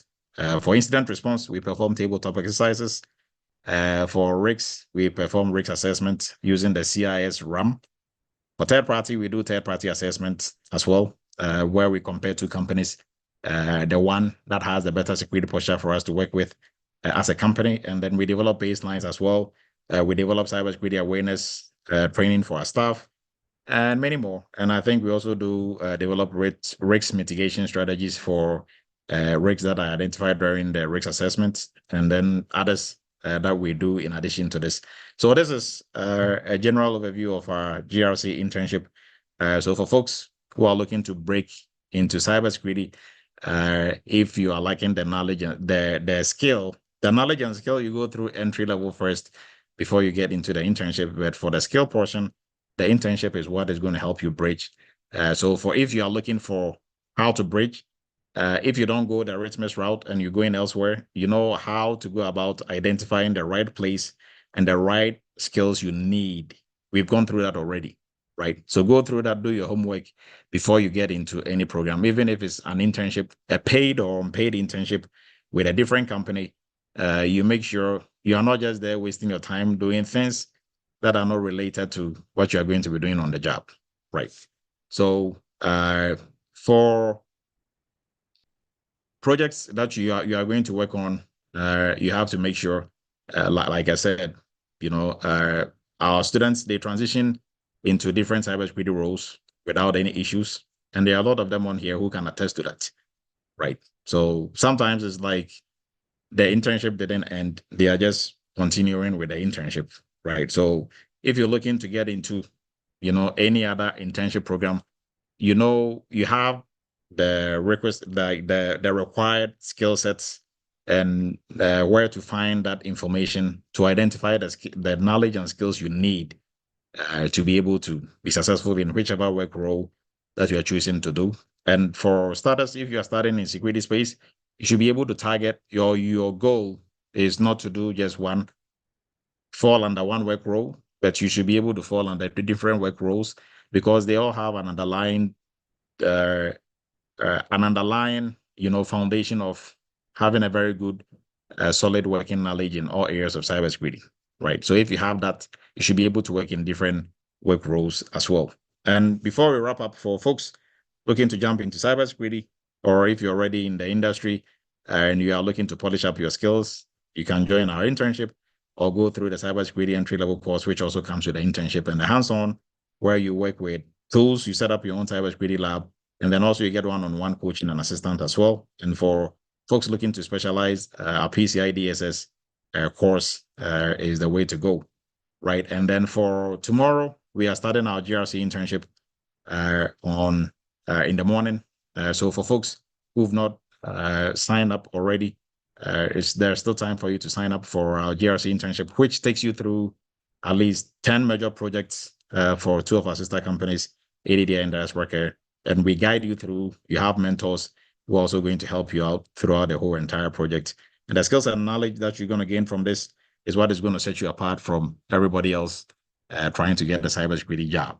Now, for our Eretmis family who joined us tonight, if you're not part of our WhatsApp group, you can do so by sending a request, and we are going to add you to it. And for our YouTube channel, we encourage you to subscribe to our YouTube channel. So before we wrap up for tonight, if there are any questions, you can kindly bring it up, and hopefully everybody gains something meaningful for their toolbox today. Any questions for the group before we wrap up? We start looking at some of the shout outs in our chat. And for our contacts, it has all been posted in the chat time now. Yeah, I do have a question, sir. Yes, go ahead, please. Yes, so if I'm joining from scratch, which is the entry level, and I go in for it full time, put in really invest my time, how long would it take me to finish up and then join the next available internship? So 2 months. The entry level should take you 2 months to complete, and then you jump into the next internship. So for the internship, we start one almost every month. So if you go through the internship, the entry level, once you're done, there will be an internship for you to join. Okay. So when you say 2 months, how many hours per day? Like, and how many days a week? So for the entry level, the first portion of the entry level itself is self-paced with one-on-one assistance. So at least we encourage you to study 2 to 3 hours a day. right? Okay. And then you make appointments for one-on-one assistance and coaching. So if you have run into any problems or issues, there's always going to be somebody there to help you out. But you control the time. So it's supposed to take you 2 months, but because it's self-paced, if you put in more hours, obviously you'll be able to finish earlier than the 2 months, right? And join the next internship. But for the internship, it's 2 months. So we go like 2 weeks above the 2 months every time, because some of the projects will take a little bit more than we anticipated, right? Sometimes we even go 3 weeks beyond the 2 months. But for us, it is not the time, but the quality of what we are doing. But still, we are time bound. But if we have to go like 2-3 weeks after Okay. beyond the time, then yes, Okay. we do that. Right. Okay. So Thanks hopefully for that answering. helps. Yeah, Yes. you answered my question. So this whole package, going through from scratch and then joining the internship, how much is that looking like? What's the whole package? What's the Okay, cost of so it? for just the internship is 3,000. For the entry level, which also includes the internship and everything else, is 5,500. For the Right. whole package? And for the whole package is 5,500. And there are different payment options. You can do installment payment options. For the entry level, you can do up to 8 months installments with Okay. no interest. Right. And for the GRC internship, I think you can do up to 3 months with no interest. Okay. Okay. I do have a quick All right. question before I do. Yes, go ahead, David, and then we go to Ian and Benedict. So I am wanting to start the GRC internship tomorrow, but I've been having a little bit of difficulty enrolling. When I push enroll, it doesn't let me in. But I can work that with you maybe tomorrow morning before it starts. But I'm wondering, is there any critical email or link that I have to have before the class? So I think let's talk offline. Once Okay. we're done, we'll have somebody assist you do that. Okay. And then the second question is, I know there are a series of GRC tools that I heard you talk about in one of the Friday meetings. Which ones are we going to be exposed to, or are we going to be using on the when we do the internship? Biggest GRC tool we are going to be using is Excel. Okay. Yeah, Okay. most people get disappointed. Excel, thought we are going to be using Archer or no. The Okay. biggest you are going to use is Excel. And for folks who have gone through this and are on the job, they can attest to that. Like, yeah, you have to learn your Excel. And for us, so not just maybe us, but the tools, we don't create those tools that you're going to be using. Those are from industry players like CISA, from like CIS and others. And for them, that is the tool that they have. So for if you are doing a risk assessment, the risk register that we are using is an Excel tool. Right. So Okay. what we are doing in the internship, we do everything manually. Okay. Right. So it's like you are learning driving with stick shift. When you get automatic, it's like, oof, this is Christmas. Yeah. Okay. I see that. Right. Okay. Yes. Thank you. You're welcome. Ian, please go ahead. Yeah. It's a little off topic, but I just like the link to the WhatsApp, please. Okay, so it has just been posted. Kindly check the chat. You'll see it in there. All right, Benedict, please go ahead. Doctor, please, what I wanted to ask is, though we almost done with our GRC internship and all that, but it's like I had my LinkedIn updated, and I've had numerous requests from, I don't know, either it's credible or something like that, but there are some organization that they're kind of, I should do internship, but they're gonna pay like $20 to $25 an hour, but I didn't know that I'm supposed to be taking it or something like that, so I've kind of put them on hold for now. So I don't know what do you think that I should do? So yes, for that we can talk offline, but just to help everybody out, after you've gone through the GRC internship, you are a full-blown cybersecurity professional. You shouldn't be going through any other internship to get paid $20. You're just going to be wasting your time. Oh, okay. Because I had I posted with all the 10 trainees that we've had and all the projects. I have it all updated on my LinkedIn page and all that. So right after doing them, it's like, I had numerous, requests from different places talking about, oh, we have internships. Some gonna pay like $20, some gonna pay like $25. So I was like, I Yeah, don't know. Yeah, you yeah. are way beyond that. I mean, you're gonna be selling yourself short and wasting your time. Your Oh, like your okay. colleagues are going in for 130K a year, and you are going in for $20 for what internship for how long? No, I mean, just if they are interviewing you for a role for 100K plus, just then go for that, right? So start doing interviews, actual interviews. There's nothing new or that you if you want to just bet and give it a shot, you come back and say, I wasted my time. Right. So just now go for the big catch rather than just trying to, thinking, okay, let me start small. There's no starting small here. You have what it takes, way more than what it takes to be able to pull off any GRC role or a cybersecurity role for that matter. Right. All right. So whilst we're waiting for other questions, I think we have some shout outs to do. Eliku is joining. You couldn't ask your question. Joining us from Illinois. Nicole from Georgia, Atlanta. Eric is joining us from Toronto. How are you doing, Eric? How is the baby? Andrew is joining us from Pittsfield.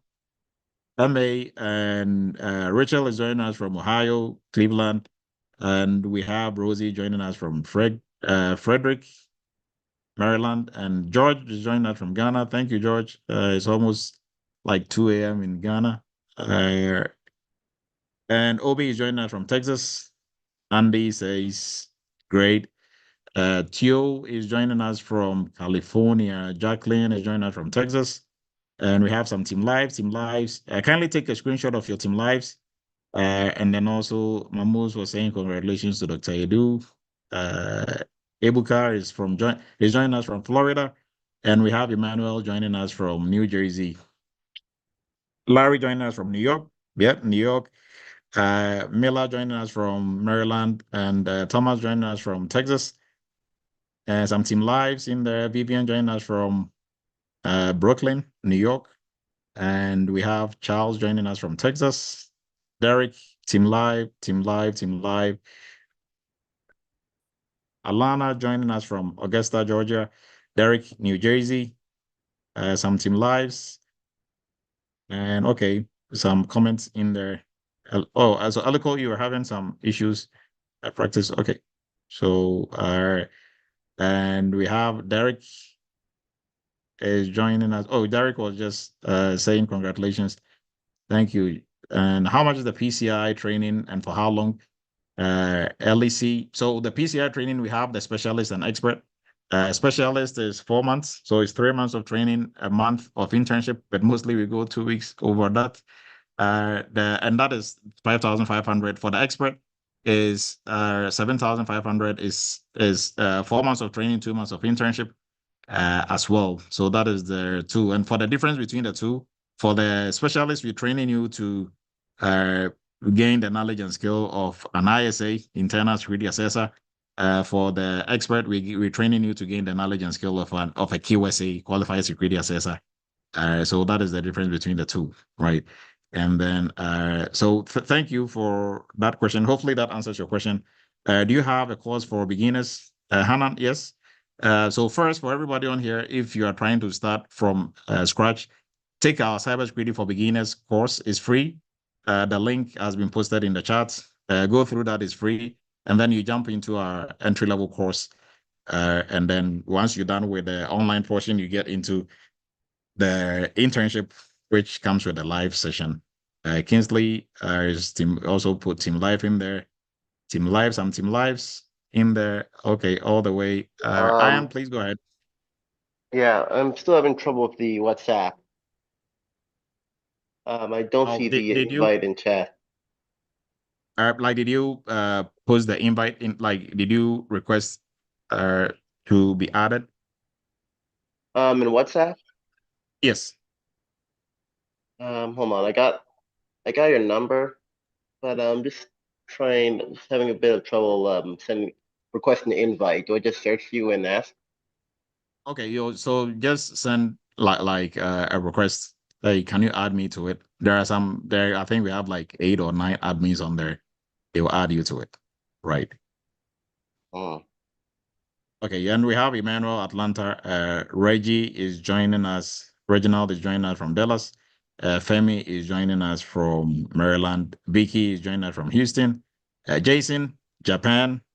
George is joining us from Chicago.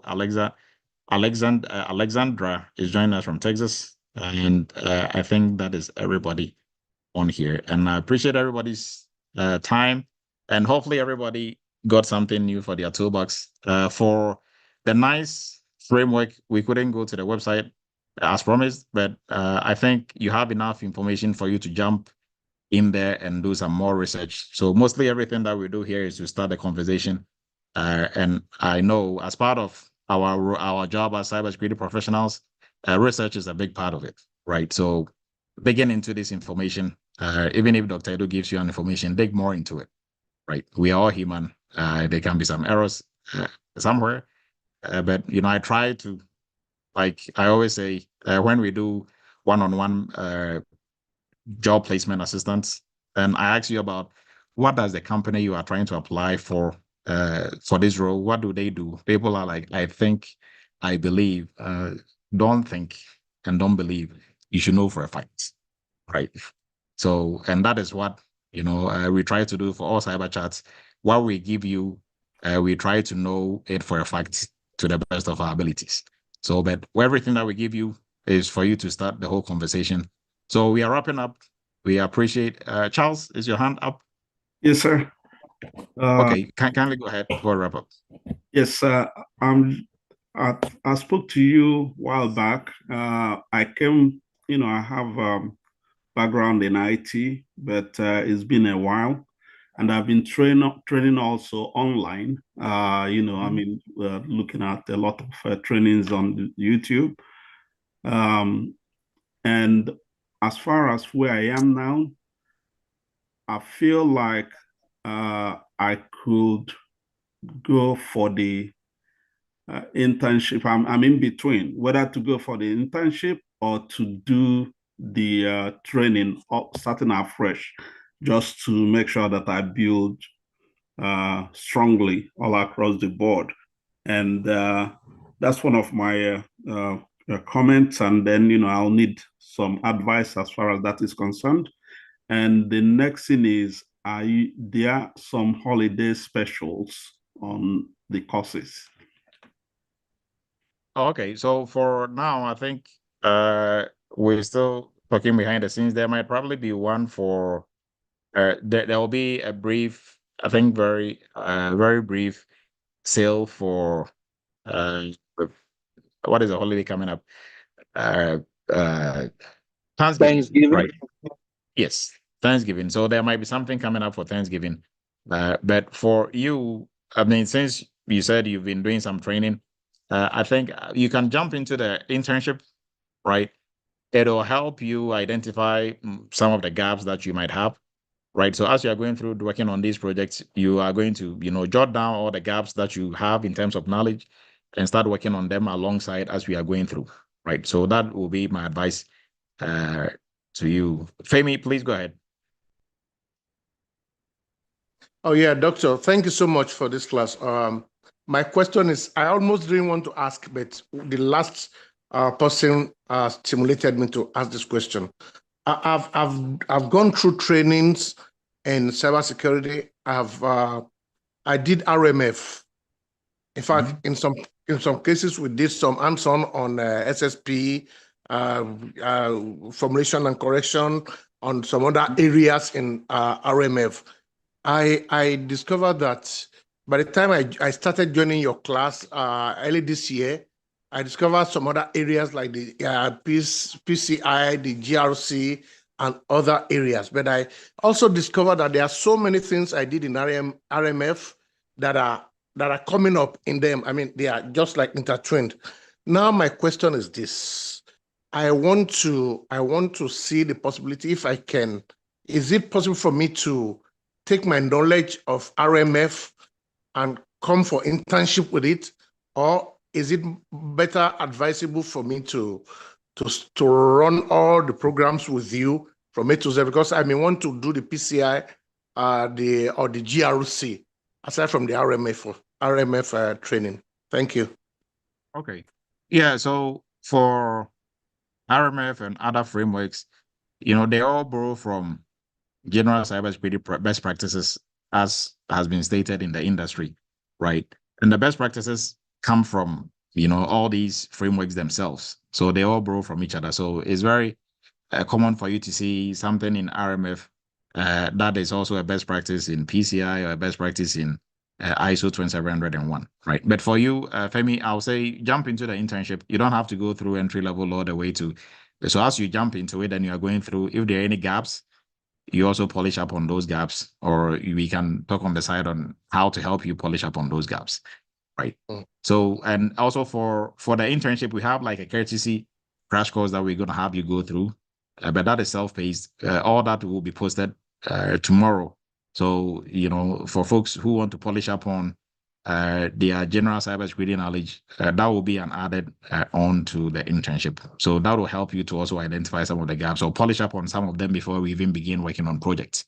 Yeah, so you can jump directly into the but doctor, the internship of tomorrow, in case I miss that of tomorrow, the next one, can I maybe I can join the next one if we know the date. Yeah, the next one will be in January. Yes. Okay, January. Okay, because my farm is messed up. No, that's fine. All right. The next one will be in January. Ebuka, please go ahead. Yeah. Thank you, Doctor. Please, I just wanted to find out regarding the GRC internship that is starting tomorrow. Do you have like a link? Because I enrolled this evening, so I just wanted to find out. Yeah. So just be on the lookout. They will send you the link before tomorrow. Okay. Yes. Okay. All right. Thank you. Yes. Yeah, you're welcome. All right, everyone. I appreciate everybody's time. We are wrapping up for tonight. And like I always say, it's Friday night. You could have been anywhere else, but you chose to be here. And we appreciate it. We appreciate you. We don't take your time for granted. We are going to meet same time next week. And for everybody, stay safe and have a wonderful weekend. Have a great night, everyone. Thank you. Thanks, Doc. Take care. You too. Thanks. Thank you. Thank you, Dr. Adu. Dr. Adu, you want me to call you? Yes. Thank you, Dr. Adu. Okay.